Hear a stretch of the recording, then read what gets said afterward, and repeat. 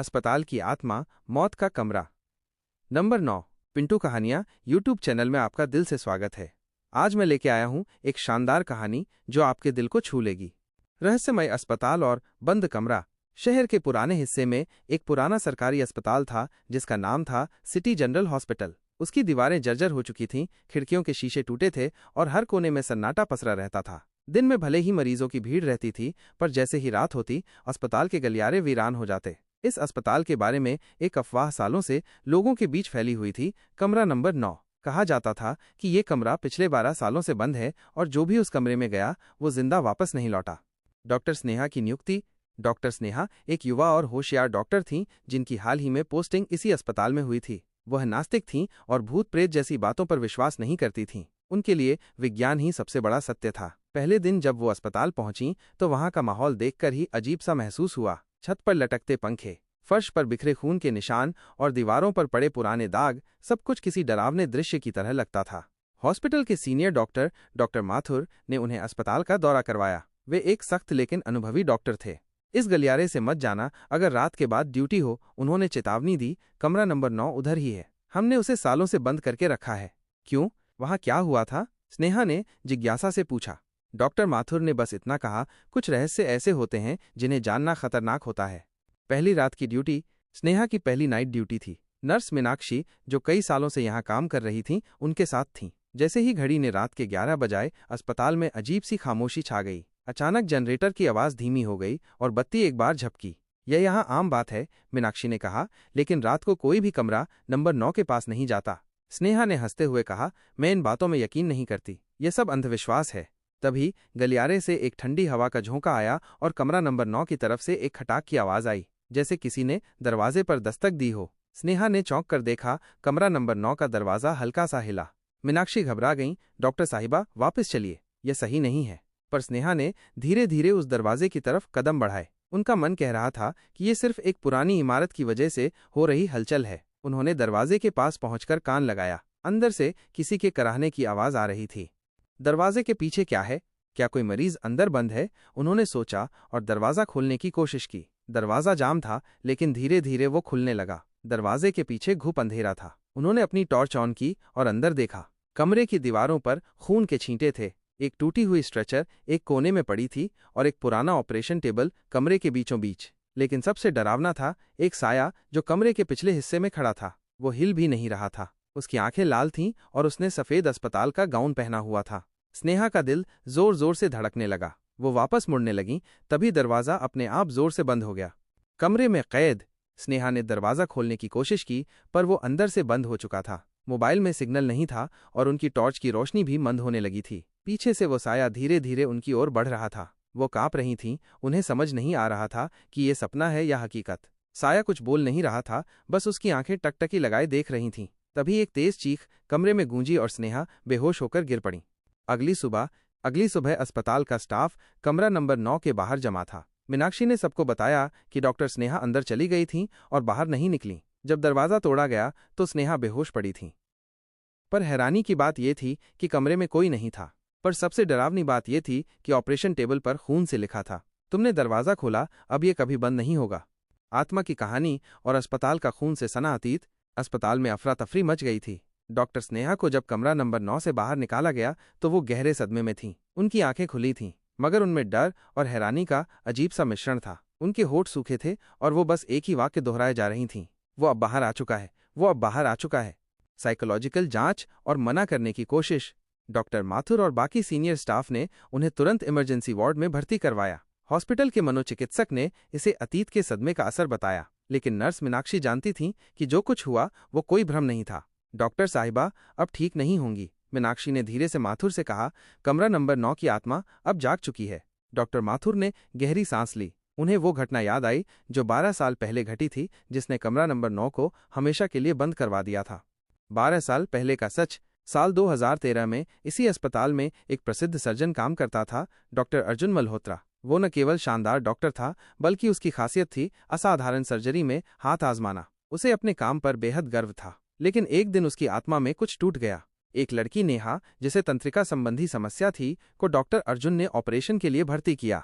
यह सर्जरी बेहद जटिल थी। लेकिन जब ऑपरेशन फेल हुआ और नेहा की मौत हो गई, तब अस्पताल प्रशासन ने डॉक्टर अर्जुन पर लापरवाही का आरोप लगाया। अर्जुन ने इसे अपनी बेइज्जती माना। गुस्से और शर्म के बीच उसने उसी कमरा नंबर 9 में आत्महत्या कर ली, उसी ऑपरेशन टेबल पर। लेकिन उसकी आत्मा वहीं कैद रह गई और तब से हर कुछ सालों में जब भी कोई उस कमरे में गया, किसी न किसी रूप में मौत उसे छू गई। डॉक्टर स्नेहा की खामोशी टूटती है। तीसरे दिन आईसीयू में लेटी हुई स्नेहा ने अचानक बोलना शुरू किया। उनकी आवाज किसी और की लग रही थी, भारी और कर्कश। मैंने तुम्हारा सब कुछ छीन लिया, तुमने मेरा अपमान किया, अब मैं सबको दर्द दूंगा। वहां मौजूद नर्सें डर के मारे भाग गईं, पर एक युवा डॉक्टर विवेक, जो हाल ही में नियुक्त हुआ था, उसने इस घटना को देखा और रिकॉर्ड किया। उसे यकीन नहीं हो रहा था कि विज्ञान की दुनिया में ऐसी बातें भी हो सकती हैं। कमरे में अजीब घटनाएं शुरू होती हैं। कमरा नंबर 9 को फिर से बंद कर दिया गया, लेकिन अब देर हो चुकी थी। हर रात उस कमरे से कराहने की आवाजें आने लगीं। सीसीटीवी में परछाइयां चलती दिखीं और कुछ मरीजों ने दावा किया कि सफेद गाउन में एक आदमी रात को उनके पास खड़ा होता है और कहता है, तुम्हें नहीं बचना चाहिए था। डॉक्टर विवेक को इस रहस्य में रुचि होने लगी। वो मेडिकल साइंस का छात्र था, लेकिन साथ ही वो अंधविश्वास और पारलौकिक घटनाओं को समझना चाहता था। उसने अस्पताल की पुरानी फाइलें खंगालनी शुरू की। राज की परतें खुलती हैं। विवेक को एक बेहद पुरानी फाइल मिली, अर्जुन मल्होत्रा की केस फाइल। उसमें दर्ज था कि ऑपरेशन के समय नेहा की हालत स्थिर थी, लेकिन उसके आईवी में कोई जहरीला रसायन मिला था जिससे उसकी मौत हुई। मतलब ये कोई दुर्घटना नहीं, बल्कि हत्या थी, और शायद अर्जुन को फंसाया गया था। आत्मा की बेचैनी और स्नेहा पर असर। स्नेहा की हालत धीरे धीरे बिगड़ती जा रही थी। कभी वो खुद को अर्जुन समझने लगती, कभी नेहा की मौत को दोहराने लगती। उनकी आंखों के नीचे गहरे काले घेरे बन गए थे। कई बार वो आईसीयू से बाहर निकलकर गलियारे में चली जाती और बार बार कमरे की तरफ इशारा करती। उसे न्याय नहीं मिला, उसे न्याय दो। डॉक्टर माथुर अब विवेक की खोज से हैरान थे। उन्होंने ये बात किसी से छुपाई थी कि नेहा की मौत के समय अस्पताल के ही एक वरिष्ठ डॉक्टर सैनी ने अर्जुन की रिपोर्ट में हेरफेर की थी, ताकि अर्जुन को बदनाम कर वो खुद अस्पताल के डायरेक्टर बन सकें। एक डरावनी रात विवेक ने तय किया कि वो कमरा नंबर 9 में जाएगा और वहां कुछ छानबीन करेगा। मीनाक्षी ने उसे रोका, लेकिन उसने कहा, अगर आत्मा को न्याय चाहिए तो हमें सच सामने लाना ही होगा।